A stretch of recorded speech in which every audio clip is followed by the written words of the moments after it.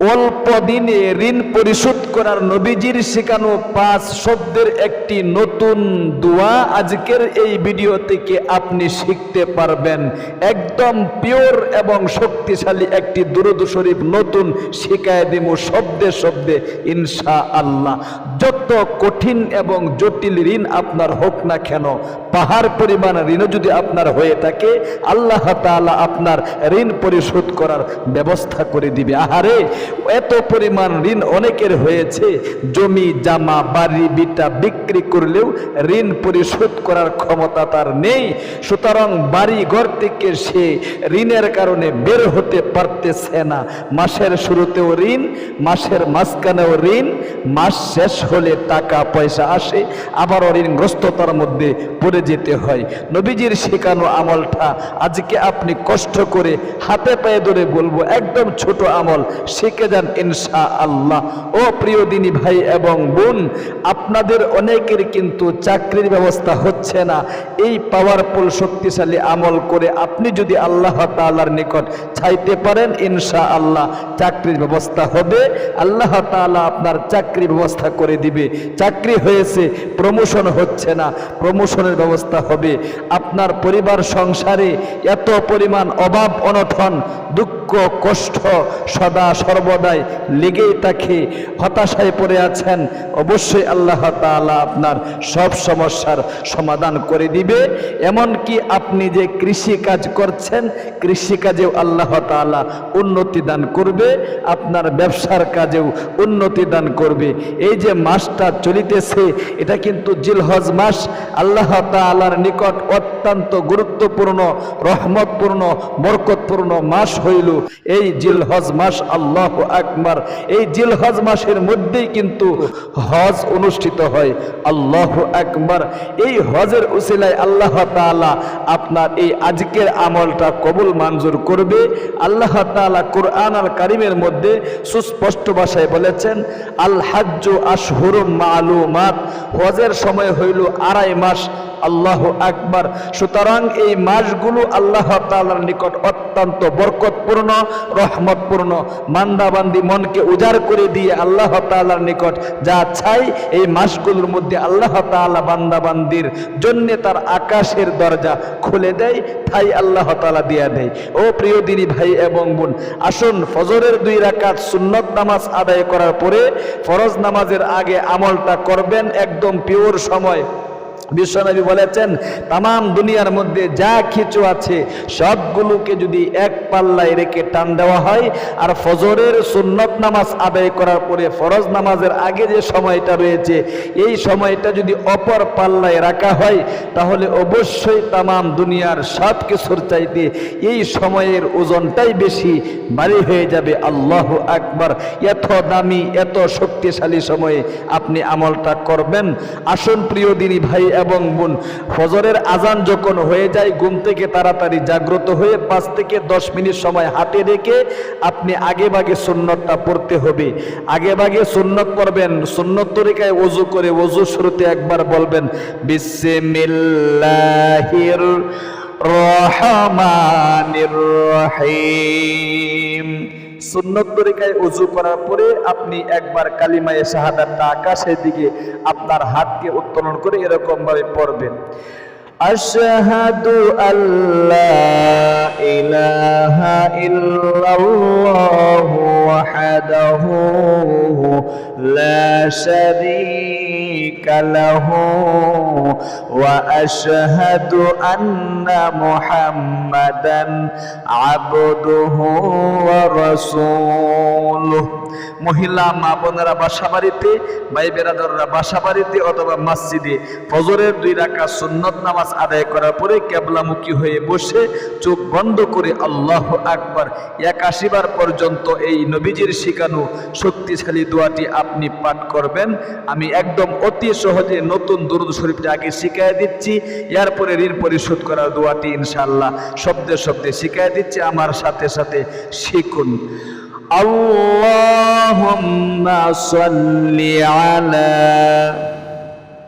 বলতে হবে 3 বার এই দুরূদ শরীফটা পাঠ করবেন। আল্লাহুম্মা সাল্লি আলা মুহাম্মাদিন কামা তুহিব্বু ওয়া তারদা। আল্লাহুম্মা বলেন, আল্লাহুম্মা সাল্লি আলা মুহাম্মাদিন কামা তুহিব্বু ওয়া তারদা। আবারও আল্লাহুম্মা সাল্লি আলা মুহাম্মাদিন কামা তুহিব্বু ওয়া তারদা। এই দুরূদ শরীফটা 3 বার পাঠ করে এরপরে আপনি ইস্তেগফারটা পাঠ করবেন, ছোট্ট ইস্তেগফারটি 3 বার এরকম ভাবে আস্তাগফিরুল্লাহ বলেন, সহি শুদ্ধ উচ্চারণ শিখতে হবে। আস্তাগফিরুল্লাহ, আস্তাগফিরুল্লাহ।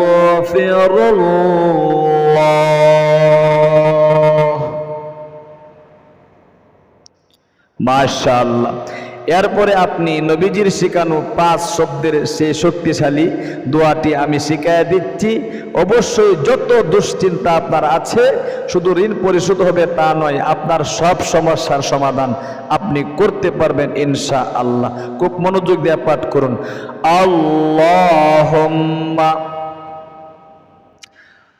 আল্লাহুম্মা ফাররিজ কুরবাতি ওয়া কযি দাইনি। আল্লাহুম্মা ফাররিজ কুরবাতি ওয়া কযি দাইনি। আল্লাহুম্মা ফাররিজ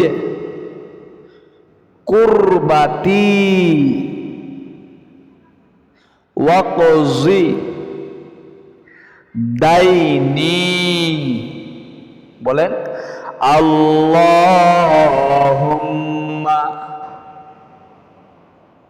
ফাররিজ কুরবাতি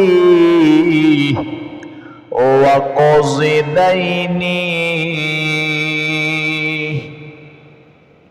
এই দোয়াটি আপনি অবশ্যই 81 বার পর্যন্ত পাঠ করে এরপরে সংক্ষিপ্ত মুনাজাত ধরবেন। জিলহজ মাসের মুনাজাত কারেন্টের গতিতে কিন্তু আল্লাহ তাআলার আরশে আজিমে পৌঁছে যাবে, এরকম ভাবে শুরু করবেন। আলহামদুলিল্লাহি রাব্বিল আলামিন ওয়াস সালাতু ওয়াস সালামু আলা আশরাফিল আমবিয়াই ওয়াল মুরসালিন ওয়া আলা আলিহি ওয়া আসহাবিহি আজমাইন। এরপরে বলবেন, রব্বানা আতিনা ফিদ দুনিয়া হাসানাতাও ওয়া ফিল আখিরাতি হাসানাতাও ওয়া কিনা আযাবান নার। বাংলায় বলবেন, আল্লাহ জীবনে অনেক অন্যায় করেছি, পাপ করেছি, জীবনে অনেক গুনাহ জমা হয়ে রয়েছে। আমার এই গুনাহগুলো জিলহজ মাসকে উসিলা করিয়া দয়ে মুছে সাফ করে নিষ্পাপ করে দাও। আল্লাহ, ঋণগ্রস্ততার মধ্যে আছি, তোমার নবীজির শিখানো শক্তিশালী 5 শব্দের একটি দুয়ার উপর ভিন্ন একটি নিয়মে আমল করে আহারে ভিক্ষুকের মতো তোমার দরবারে হাত বাড়াইলাম। অনেক ঋণ, এত পরিমাণ ঋণ হয়েছে, জমি জামা বাড়ি বিটা বিক্রি করলেও ঋণ পরিশোধ হবে না। মাসের শুরুতেও ঋণ, টাকা পয়সা ঠিকই ইনকাম করি, কিন্তু মাস শেষ হলে দেখা যায় আবারও ঋণগ্রস্ততার মধ্যে পড়ে যেতে হয়। অভাব অনটন, দুঃখ কষ্ট পেরেশানি পরিবার সংসারে একটার পর একটা লেগেই থাকে, দুঃখ কষ্ট লেগেই থাকে। হতাশায় পড়ে আছি, অনেক পড়াশোনা করেছি, চাকরি ব্যবস্থা হচ্ছে না, চাকরি হয়েছে প্রমোশন হচ্ছে না, প্রমোশনের ব্যবস্থা করে দাও, চাকরির ব্যবস্থা করে দাও, উপযুক্ত পাত্রে কন্যা সন্তানের বিয়ের ব্যবস্থা হচ্ছে না, স্বামী স্ত্রীর মিল নেই, মোহাব্বত নেই, ভালোবাসা নেই, যত ধরনের আসমানি মুসিবত, জমিনি মুসিবত একটার পর একটা লেগেই থাকে। এরকম ভাবে আপনার মৃত মা বাবা, ভাই বেড়াদার, আত্মীয় স্বজন যারা অন্ধকার কবরে চলে গেছে, তাদের কবরের মাগফিরাতের জন্য আপনি আল্লাহ তাআলার নিকট একটা একটা করে মাপ চাইবেন, বলবেন আল্লাহ আমার মা বাপ, দাদা দাদি, নানা নানি, ইষ্টি গোষ্ঠী যারা অন্ধকার কবরে চলে গেছে, তাদের কবরকে তুমি জান্নাতের টুকরা বানায়া দাও। সর্বশেষে আখিরি তামান্না ওয়াজআল কালিমাতুনা ইনদাল মাউতি লা ইলাহা ইল্লাল্লাহু মুহাম্মাদুর রাসূলুল্লাহ সাল্লাল্লাহু আলাইহি ওয়াসাল্লাম।